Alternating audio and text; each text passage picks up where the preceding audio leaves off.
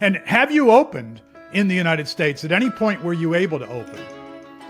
Yeah, I mean, just to reflect on what you just said, and that's true. Like here, it's mostly about micro-franchising, although we have examples of brands that are a bit bigger. For example, like from Croatia, we also have a Museum of Illusions as a great franchise concept. You also have the Museum of Chocolate. I was just there last month. Yes, lots of museums. Franchised. Who would have thought? You got two franchise museums out of Croatia. Who would have thought it? Welcome to the Franchise Hot Seat Podcast, where we talk about all things franchising. Now, here's your host, Dr. John P. Hayes. Andrija Čolak is my guest today, all the way from Croatia. Entrepreneur, franchisor. In fact, you were referred to by the media, Andy, as the new hope of Croatian entrepreneurship. Welcome to my Franchise Hot Seat podcast, and pick it up from there. Why do they call you the new hope of Croatian entrepreneurship? Well, thank you first of all for having me, and thank you for the kind words and the introduction. Well, basically we were kind of like pioneers of franchising in Croatia, and I've been entrepreneur pretty much for all of my career for the past 20 plus years. And out of that, I've been in franchising for the past 15 years. And, I always like to start things from scratch and to bootstrap. And this is what happened with the brand that we built back in 2009. It's called Surf and Fries, and we sell French fries, simple as that.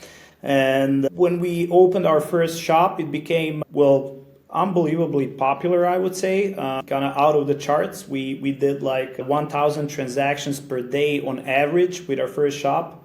And that kind of resulted in other people being very interested and just wanted to be a part of it. And this is where I kind of clicked, okay, maybe we should actually franchise this thing. Okay.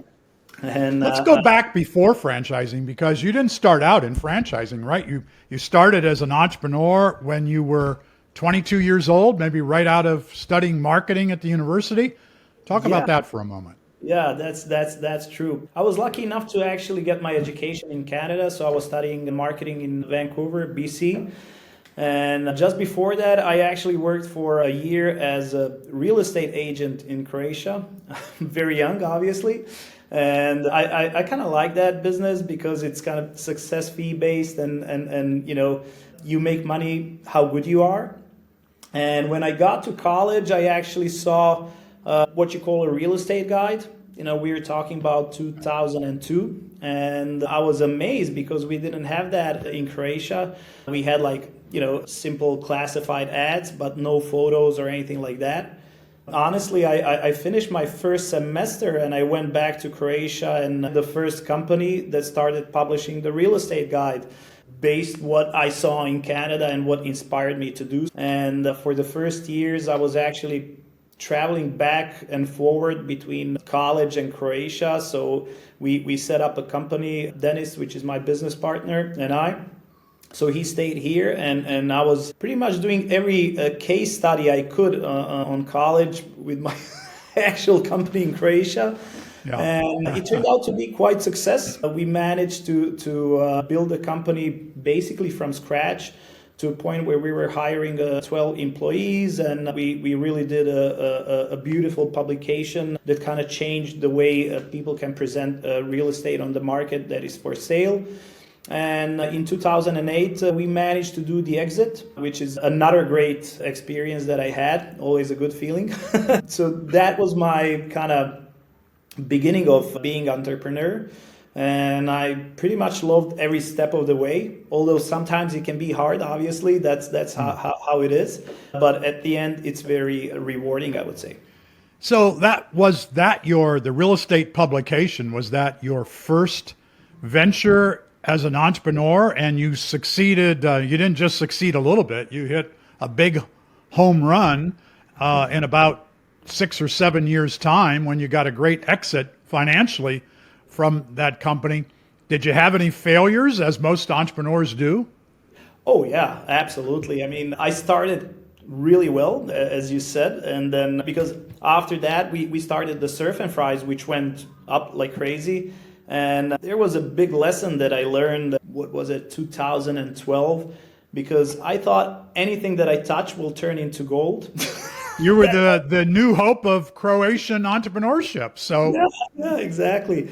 However, I mean, that's not how things go. I also was on the verge of bankruptcy, because the markets changed. We had a big financial crisis here as well. It came a bit later than when it started in the US. Then, you get the competition on the market. You make some wrong moves because, I don't know, maybe you believe too much that whatever you do will be perfect. And then you have to pay the price for that. So that's how it is. yeah. So you begin Surf and Fries, and very quickly, and you started in Rijeka, close, right? Rijaeka in Croatia. That's where you started. And that first year, you didn't put McDonald's out of the fries business, but McDonald's suffered about a 50% loss in their fries as a result of your one unit in that city. Talk about that for a moment. Well, yeah, that was true. I think it was even more than 50%. I mean, we opened the doors of the store and then, okay, let's see what happens. And luckily, I started marketing, as I mentioned, and I started doing this promotion.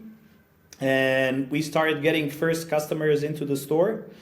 And it turned out that they really love the product. But it's not only about the product, because I always say, like, it's not about what you sell, but how you sell it.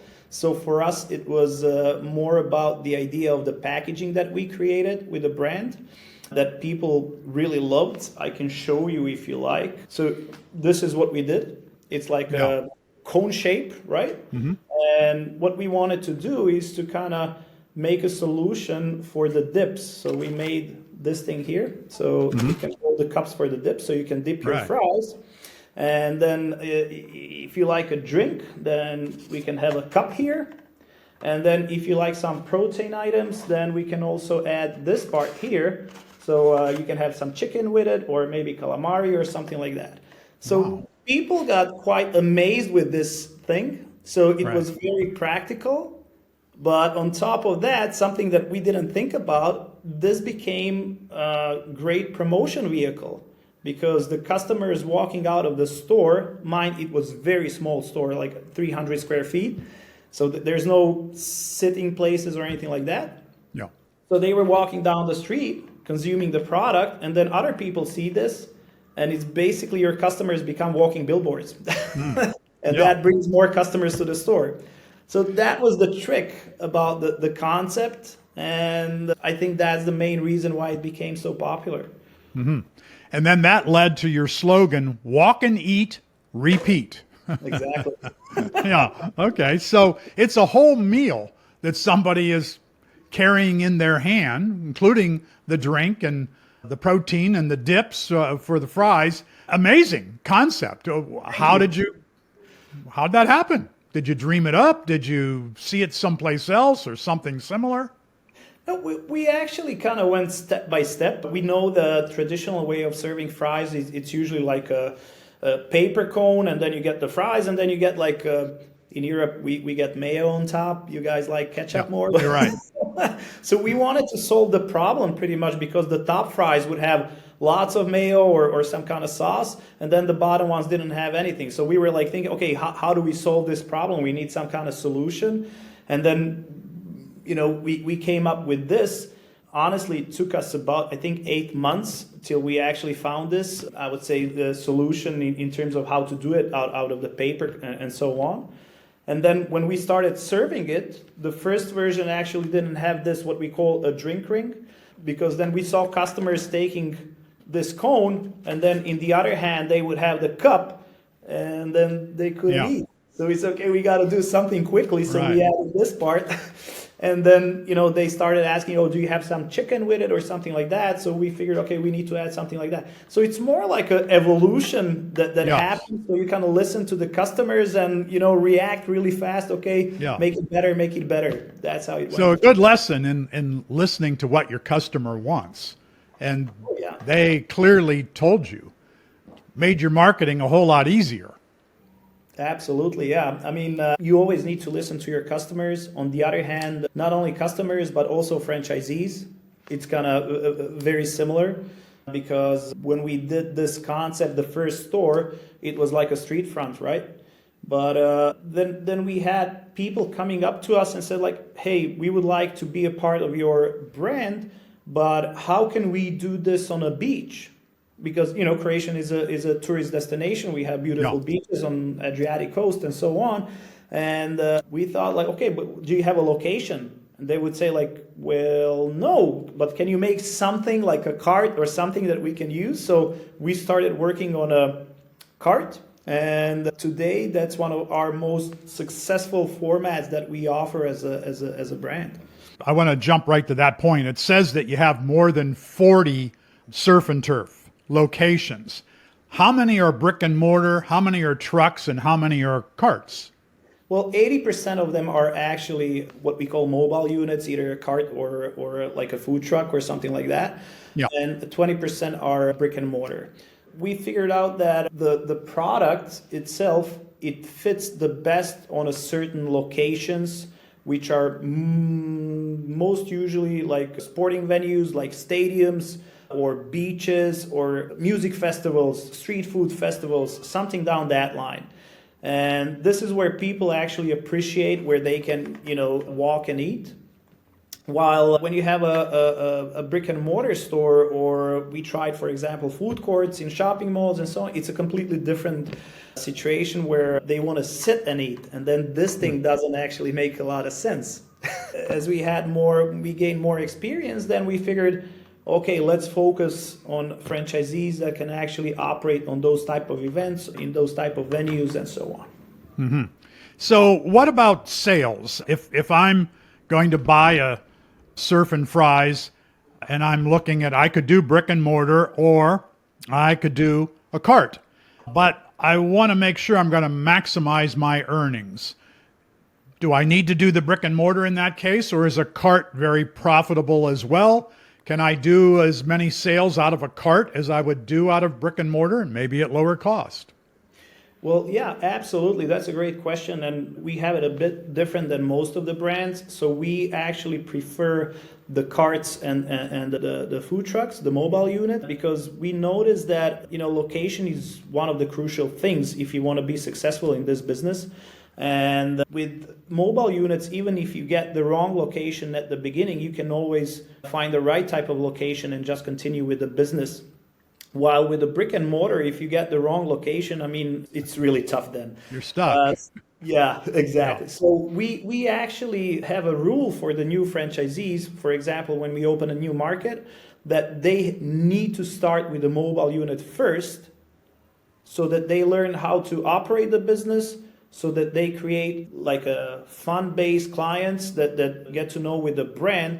And only after a year or two, they can start thinking about the brick and mortar shop. Then they have enough experience to choose the right location and so on. Yeah. So I'm not a franchise broker. I do not sell franchises. I'm a franchise educator. But I still want to ask you, if I were to open a mobile surf and fries, what's my investment going to be to do that? Yeah, for our basic like a surf and fries, what we call cart, it would be around 20,000 euros. That's very close to US dollars. Yeah. Mm-hmm. Some of our franchisees, you also mentioned the revenues. The average transaction would be about $6 or $7. And some of our franchisees, for example, in Croatia during the tourist season on a good location on a beach, they do like 350, 450 transactions per day. Mm-hmm.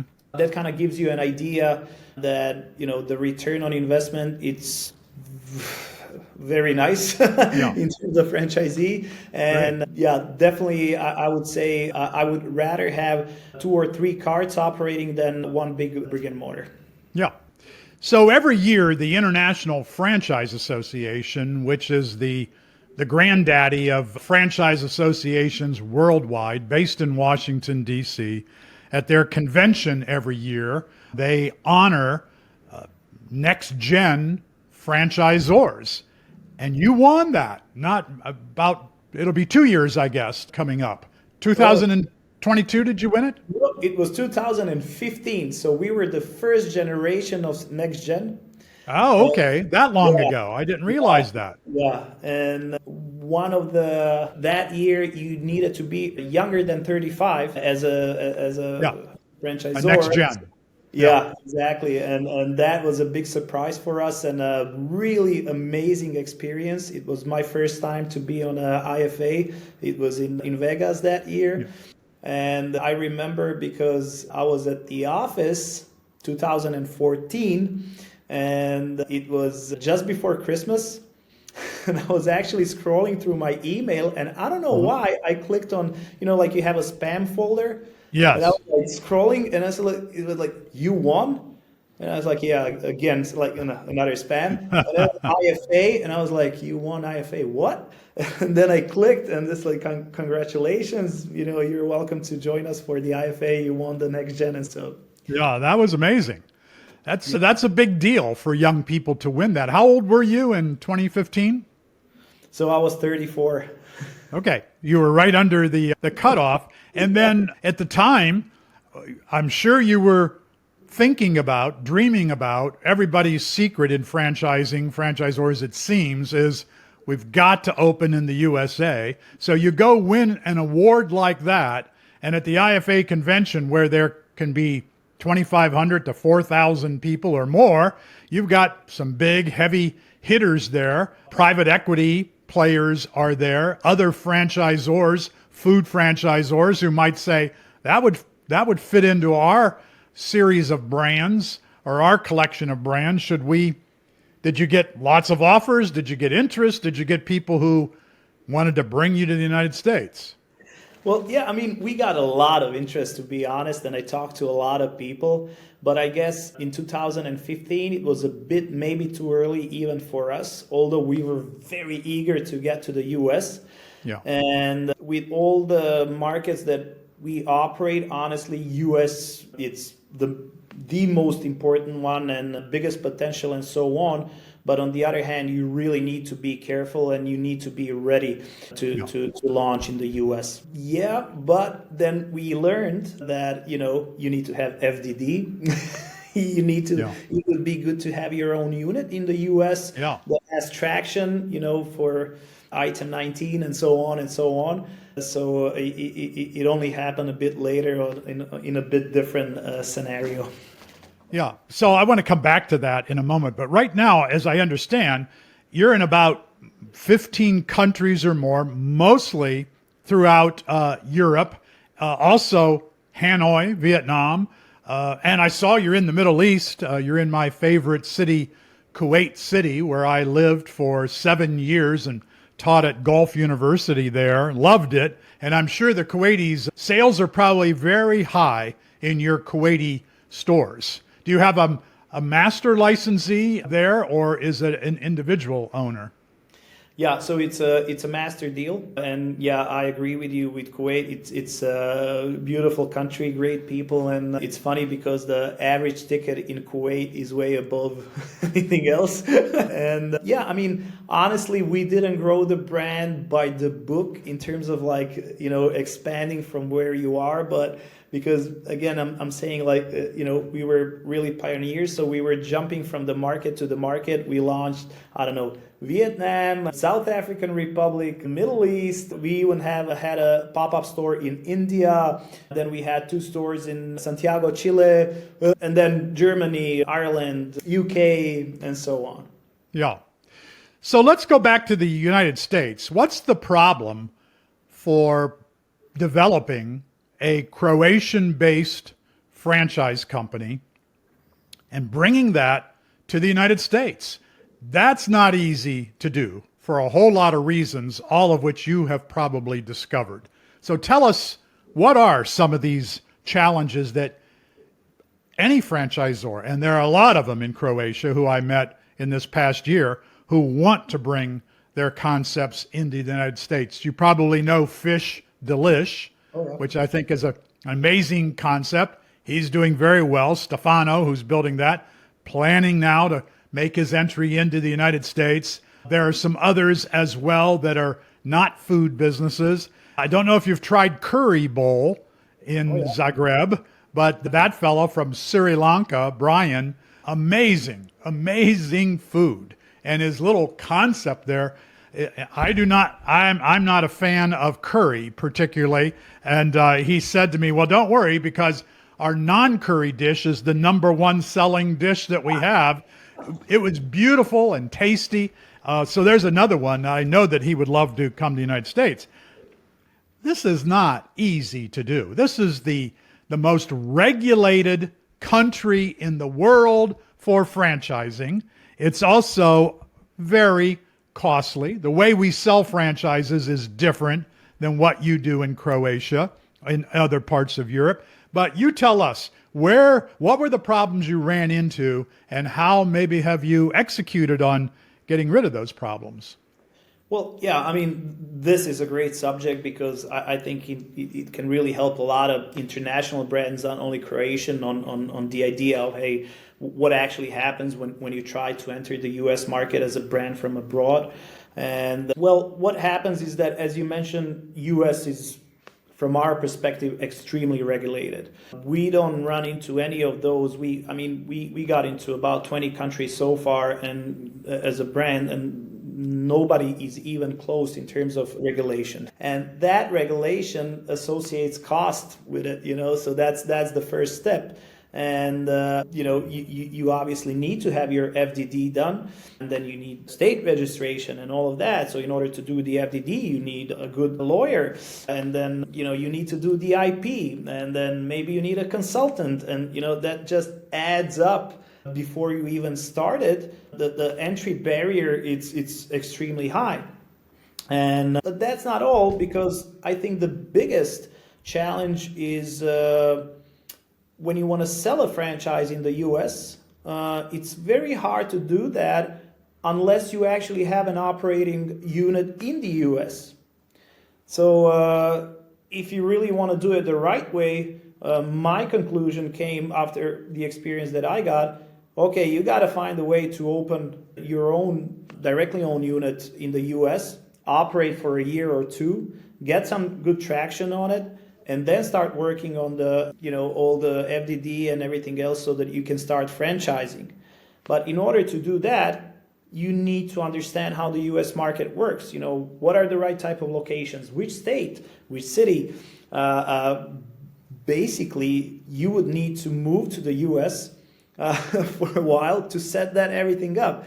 I mean, it's really challenging to bring a brand to the US, at least from my perspective and my experience. And something that we are not used to, it's having so many options. In the US, we learned that, whoever you talk to, somebody always has some kind of solution to offer.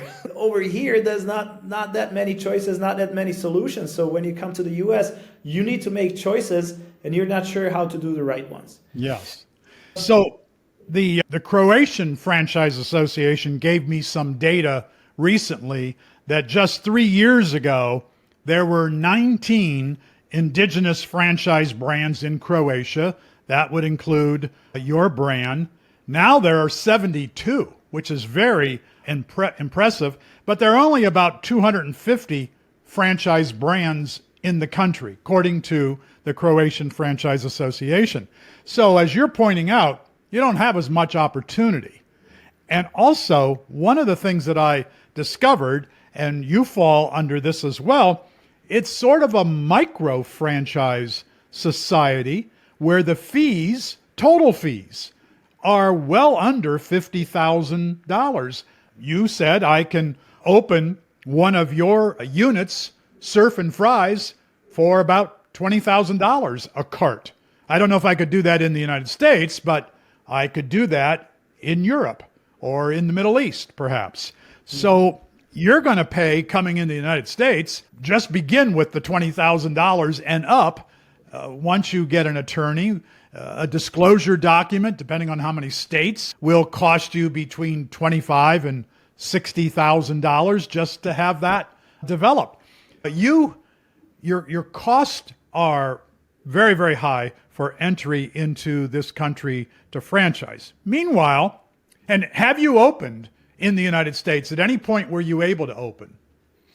Yeah, I mean, just to reflect on what you just said, and that's true. Like here, it's mostly about micro franchising. Although we have examples of brands that are a bit bigger. For example, like from Croatia, we also have Museum of Illusions as a great franchise concept. You also have the Museum of Chocolate. I was just there last month. Yes, lots of museums. Franchised. Who would have thought? You got two franchise museums out of Croatia. Who would have thought it? Exactly. And by the way, it's funny, you see like from micro franchising to, for example, a Museum of Illusions where investment would be, I think, around 1 million. Yes. So and then also with the Museum of Illusions, another interesting thing is that they got private equity fund that invested. So I think that's a great example, and I think we need more of those. CarWiz is another major auto rental based out of Croatia. Absolutely. 400 units now. Amazing global presence, and I would say in an industry where you would not expect somebody to do a success of that size.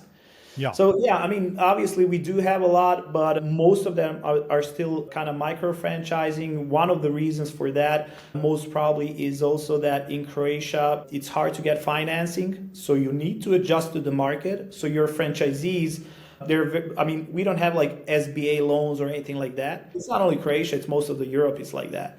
Mm-hmm. So when you don't have a solution for franchising, then, it's hard to get hard cold cash in hundreds of thousands. So you need to think about smaller amounts. Right. And people are very entrepreneurial in Croatia, which I did not expect. I don't think, most people probably don't even know where Croatia is or think much about the level of entrepreneurship or franchising in the country. It's just amazing when you spend time there. I met the founder of Speak Crow. Now she has, I think, since I've been there, she added 2 more franchises. So she's up to maybe 9 franchise locations, and they teach you how to speak Croatian. Now, a lot of people probably say, but who wants to speak Croatian? Everybody in Croatia wants to speak English. Well, as the franchisor, the young lady who created that brand said to me, most of the people who want to speak Croatian live in the United States. Those are our students, our clients. Either they are Croatian, but they moved out of Croatia long ago and they want to come back, which frequently happens, or they're married to a Croatian. They want to know how to speak the language, or any number of other reasons. And she has no franchise fee. You only pay royalties once you join her franchise. So Croatia's environment, you've created opportunities for people at very reasonable entry fees. And of course, you don't have the kind of legislation and disclosure that we have. You don't have, I believe there's the start of the broker system or the franchise consultant / broker who, if the franchise fee is $50,000, they may get the whole $50,000 or they may get at least half of that fee. You don't have that happening in Croatia. No. It's easier for people. Yeah, it's much easier. Everything is more direct, I would say. So there's not that much middleman. So there's no associated cost with that because that brings the cost up, right? Yeah, on the other hand, I guess there's the other side because maybe if there were more franchise brokers, there would be easier to sell. But I'm not sure because it's such a small market. I mean, Croatia is like 4 million people. Right. It's a small pond. Yeah, I agree. And thank you for saying that because sometimes also regarding the Croatian entrepreneurship and, thinking out of the box and things like that, sometimes it even amazes me because lately for the past 3 or 4 years, we've been seeing concepts that are really out of the box from museums all the way to we also have one of our biggest taxi services is also a franchise. Review system for hotels, fast review, also another concept, also Croatian. They They just opened Saudi market as well. So things like that. I mean, it's amazing to see what it is. But I guess when you're in a small country, you need to be really creative because you need to think outside of the box and on international level. Because you can grow only so much within 4 million as a population, right? So right from the get-go, you need to think, okay, how do we do a concept that would actually resonate with Europe or the rest of the world? Mm-hmm. So yeah, it's interesting to see what the things that we got here. Yeah. And nice people and good food and beautiful country. So all of that, people should go to Croatia. I'm not studying Croatian, but I do plan to go back, as I have a loose affiliation with the Zagreb School of Economics and Management. And I'm going to actually teach an online course in franchising for that university, students at ZISEM, in the spring of 2025, next semester. So I'm going to help produce some educated young people who you might want to hire because they're going to know about franchising.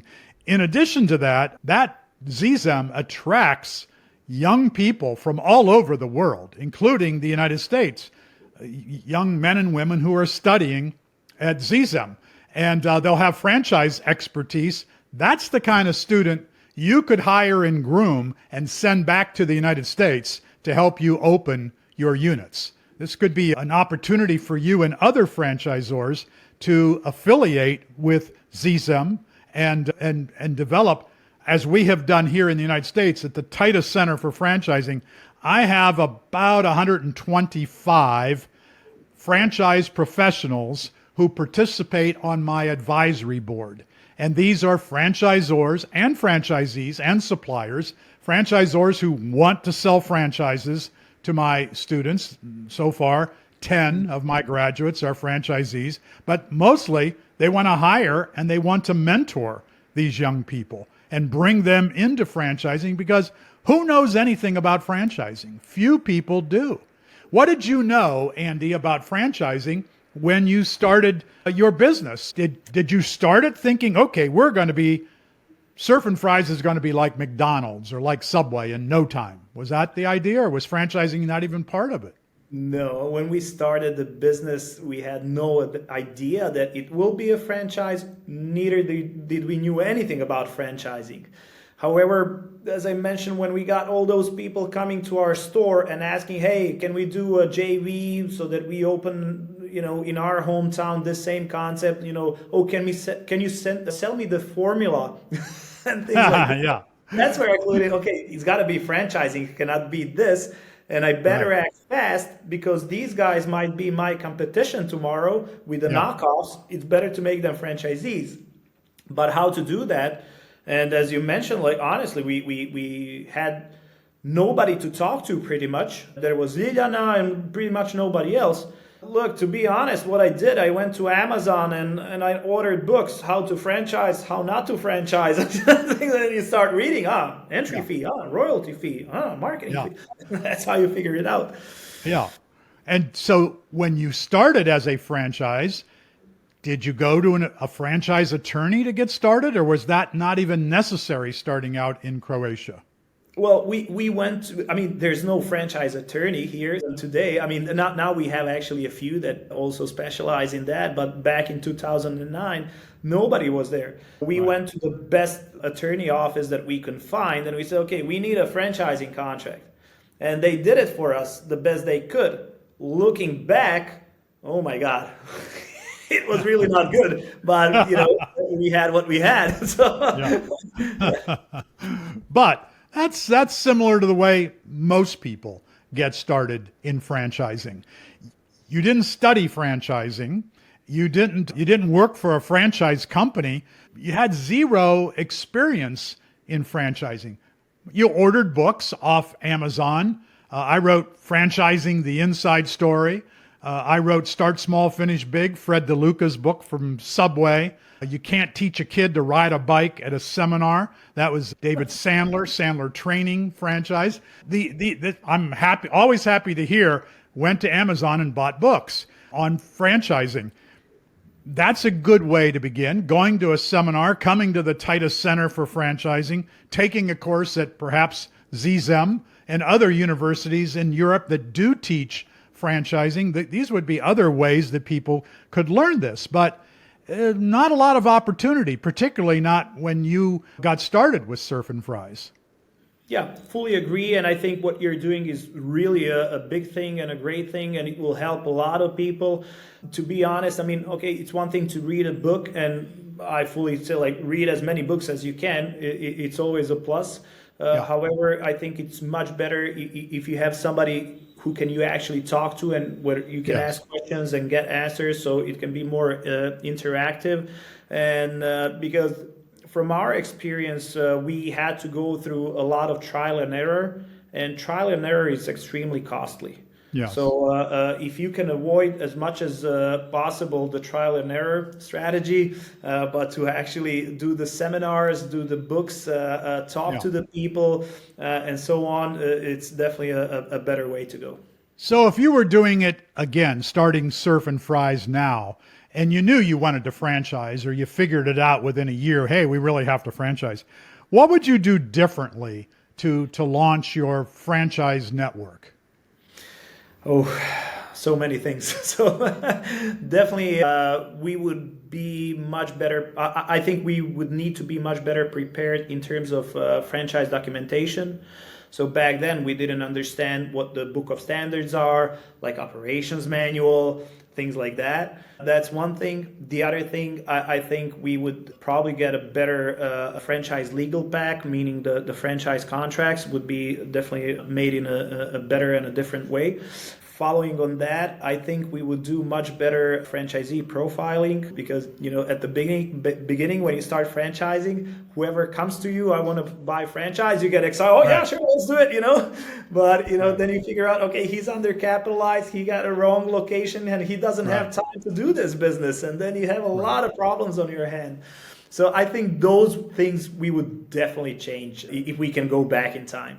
And would you know, and based on what you know, would you say, well, I've got to find a franchise advisor, whether lawyer, a financial person, consultant who's built franchises or worked in franchise companies? Would that have been important at that beginning stage to have a franchise advisor on your team? Absolutely, and especially somebody who understands what it's like to build a franchise brand. So I always like to work with people and to consult people with hands-on experience, because then you can relate to them, and then you understand what they're talking to you, and so on. And bottom line, you listen to their advice. Yeah. So when you won years ago the IFA's Next Gen Award for franchising, I would have imagined that several franchise sales organizations or brokerage firms would have jumped on that immediately and said, Andy, we're your team. We are going to sell 1,000 of your brand. We're going to sell 1,000 units across America in, you know, whatever they might project. Some of them are more grandiose than others. Did you have that kind of experience? Did people want to do a joint venture, take you on for earning the fees, or earning commissions out of sales, or what happened with that? Yeah, I mean, we had a lot of calls and talks and so on with the franchise brokers, and it's exactly what you said. Oh yeah, we'll do 100 there, 300 there, and we'll do that. Now, you know, it all sounds perfect. But one thing that you need to think about when you do business in the US, that you need to support all those franchisees. Yes. So who's going to do that? So this is where you kind of have to, okay, let me think about it, because, you know, if you're building something, build it the right way. It's not only about selling the franchise and then, you know, later you have a bunch of lawsuits on your hands. I think that's one of the very important things, again, going back to the US market, that you definitely plan for your support on how to execute that. Mm-hmm. Again, you want to avoid the dreaded SNO number, sold not open. Yeah,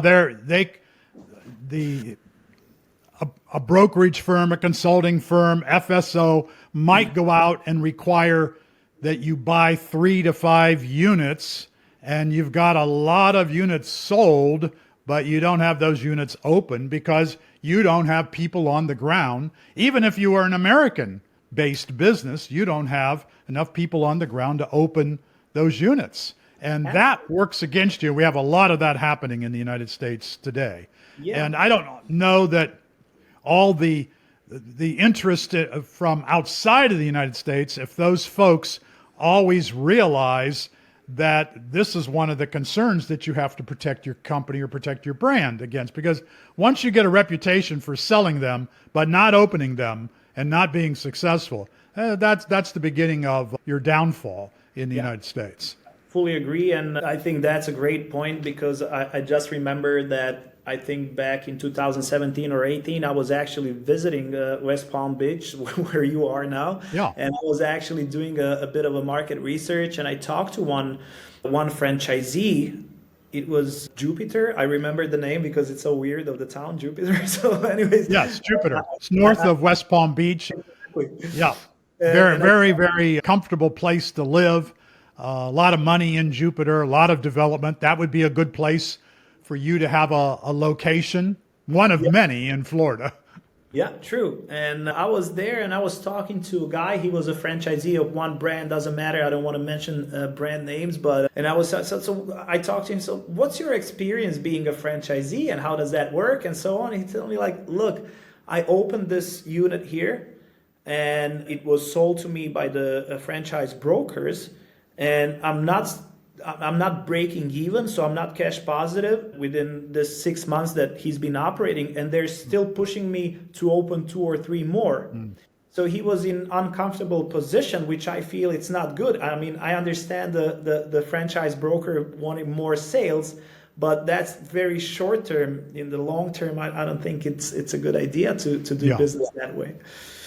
So have you considered Florida, Texas? These are California, which is not easy to franchise in anymore, very costly, but the East Coast, the Carolinas, where there is seasonal population as well as full-time population that would love your product. It seems to me that if I were in your shoes, I would open in Florida first and foremost. It's also not a state registration territory for franchising, so it's a little less expensive. South Florida, where I'm located, from Miami up past Jupiter, as we were talking about, South Florida and Texas are either going to be number one, or one will be number one will be number two in franchise development in the United States. It's been this way for several year after year. Right now, I believe Texas is ahead of South Florida, but next year, South Florida could be there. These are very popular states for franchising. Is that a consideration for you now? Absolutely, because we feel that, for example, Surf and Fries as a brand would be a perfect fit for Sunbelt states.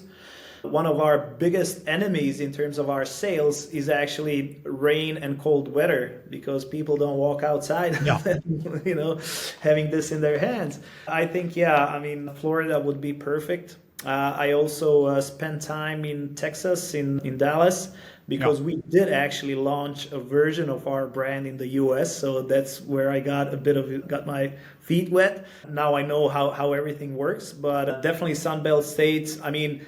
California is beautiful, and I always pictured Surf and Fries on the beaches in California and Santa Monica Pier and things like that. Yeah. But it got so complicated so soon that it's okay, maybe some other time. Hopefully we will bring the original version of Surf and Fries, for example, to Florida and then the other states. So we'll see how that goes, but we need to be really 100% sure that it will work for, first of all, for the franchisees, and then also for us as a franchisor. Yeah. So the process of disclosure in franchising, that has to be very foreign to a franchisor coming out of Croatia, where you don't have franchise regulation like this. You can speak freely about the franchise opportunity. It's going to cost you $20,000. You'll earn the $20,000 back within 7 months or a year and a half, whatever the numbers are. You speak freely about all of that. Suddenly you come to what we consider the greatest country in the world, certainly for commerce, certainly for franchising. I mean, we really know how to do it here. We've done it right for a long, long time, and we do teach the world about franchising. But wow, all these regulations. What's wrong with these Americans? How do you come to grips with, all right, we're going to have to bite the bullet. We're going to spend more just for the FDD than what we get for a franchise unit. Although in the United States, you're not going to open for $20,000 in the United States. Maybe a cart could be under $50,000, and that's in the United States. That's a very popular price. People would love an opportunity like that. Well, yeah, I mean, look, for us, it was a big surprise. I remember in 2015 on the IFA event when I was there, and I obviously brought with me our franchise brochures, and in the franchise brochure, it said like fast return on investment and, normal things that you would communicate. Somebody taking our brochure and they were like, oh, you cannot say this. And I was like, what do you mean? You can't say these things. Somebody can sue you. And I'm like, sue me for what? So it was a bit of a shock and interesting. And then I started learning, okay, why do you guys do that? And then they told me, well, the people lost their money on buying franchise. I said, okay, but you still have to use your head. And even with the FDD, you can kind of go around from what I learned, even with attorney and how do you present data and everything else. So honestly, I'll be honest with you, as somebody, I don't want to criticize or anything, but for somebody from outside of the US, for me, it doesn't make a lot of sense on regulating things because I'm not sure what the end result is and who actually benefits from that. That's how I see it. Well, yes, that's a good point. But at the same time, is there another country in the world as advanced in franchising as the United States of America? I don't think so. And yet we are highly regulated. And I just did an interview with a franchisee advocate several days ago who said, and we don't have enough regulation. We need to do more to protect the investor. So whether it's a matter of franchisors in Croatia or are just honest, and some franchisors in the United States exist to take advantage of people, and particularly if they have no protection. In many ways, the FDD everyone should embrace that, because before I invest $1 in the business, I can know a great deal about everything that's expected of me. If not all the fees, most of the fees. You're supposed to know all the fees. If there's an earnings claim in item 19, that's the only optional item of the FDD. The list of existing and past franchisees with their name and their address and their phone number. Now, if you're a past franchisee, having their name and their phone number is of no value anymore because they haven't been a franchisee for 2 years. You're probably not going to find them. But it would be interesting to find them and ask them, why are you no longer a franchisee? But you can do that with the existing franchisees. Call them, visit them. In fact, when people ask for my advice about buying a franchise, and I say, first thing, you've got to qualify for, it costs you no money, but you've got to qualify for the FDD. Get the FDD. Turn to item 20. Start calling existing, and if you can find past franchisees, call them, interview them. Find out if you've got the right personality for this franchise. Find out if you're even cut out for franchising, period. And so much work that can be done for yourself because of that tool, the FDD, which other countries mostly do not have, at least not to our extent. So there are good things about it because this does protect people. Not only the franchisee, it protects the franchisor as well, because you can't say as a franchisee, oh, you didn't tell me that I owe $10,000 for whatever. Oh, yeah, we did. Otherwise, we're going to be slapped. We're going to be slapped with a lawsuit if we don't disclose fees to you. So there's a lot of good in the FDD, but yes, it is expensive. And it's an eye-opener for someone like you who's coming out of Croatia. Yeah, fully agree with you. I mean, just like with anything, there's always a good side and a bad side. That's how things are, generally speaking. Yeah. And definitely FDD helps a lot of people, especially the franchisees and so on. So yeah, I mean, I don't mind FDD, don't get me wrong. It's just like, when you're not used to it, you get a bit shocked when, when you start hearing things, oh, you need that, and so on. I mean, that's fine once you adapt to what the market wants. An interesting story that I have: in the late 1980s, IFA sponsored trade missions to other countries. So 10 American franchisors, like Fred DeLuca of Subway, Domino's Pizza, I Can't Believe It's Yogurt, they were on these trade missions. And I was part of the trade mission representing IFA. I was the ambassador of franchising. So I would go into Zagreb and meet with media, teach them about franchising, and get them to interview these American franchisors who wanted to sell a master license to Eastern Europe or whatever it might be. And we never went to Croatia. We went to Tokyo. We went to Paris and France and lots of major cities and where there was a lot of development to be done. So we were in Switzerland, and I Can't Believe It's Yogurt was one of the 10 companies. And the number one franchise consultant in Switzerland, he and I had dinner. And after dinner, he said to me, I want to tell you, I don't want to be critical, but I want to tell you there's one company that you have in the trade mission that will not succeed here. And I said, really? What is that? And he said, that I Can't Believe It's Yogurt. And I said, why? And he said, well, again, I don't want to be offensive or criticize, but we here in Switzerland, we're not used to buying food and walking around and licking it or eating it. And I said, interesting.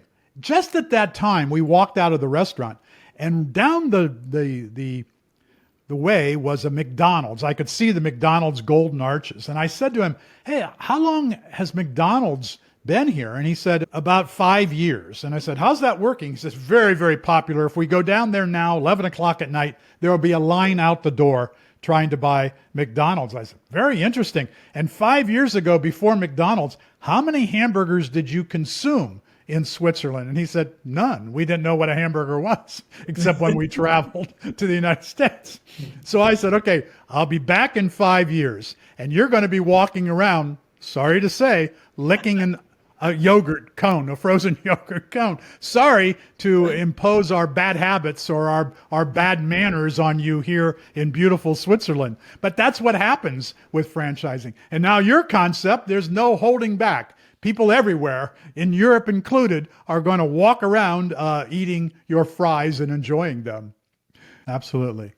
So, Andy, this has been really enjoyable. I hope at some point might see you get involved with Zagreb School of Economics and Management there in Zagreb, ZIZEM, and what might be the beginning of a franchise program. That could be very profitable for you, other franchisors, and certainly would benefit those students who are going to come out of the program. And beyond that, I would say, Andy, establish your U.S. headquarters in West Palm Beach, Florida, or Jupiter, Florida, and be affiliated with the Titus Center for franchising, because I graduate students every year who have a concentration in franchising, who would love to work with you, and you would love to mentor them. Plus, it's the networking. We have the largest networking group of franchise executives in the South here at the Titus Center for Franchising. And great opportunities for you to learn there, as well as to do business with other board members, lawyers, marketing people, other franchisors. The franchise consultant groups are part of the Titus Center. So we have a lot to offer you here. And if you come this way, we certainly will open the doors wide to welcome you. And I know that your surf and fries will be very popular, particularly in certain states, the sunshine states of America, for sure. Thanks for tuning in to the Franchise Hot Seat Podcast with Dr. John P. Hayes. Tune in next time for more conversation around all things franchising.